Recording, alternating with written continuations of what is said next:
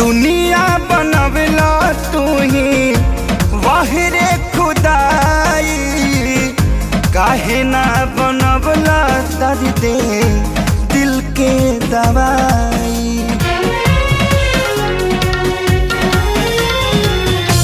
दुनिया बनवला तू ही वाहिरे खुदाई, काहे ना बनवला दर्द दिल के दवाई। सपना रहल अधूरा सोचल भइल न पूरा, गुजरीले दुख के दौर से बस ये तने कदाए राम जी, दिल लगे नया बुके हुआ से। बस ये तने कदाए राम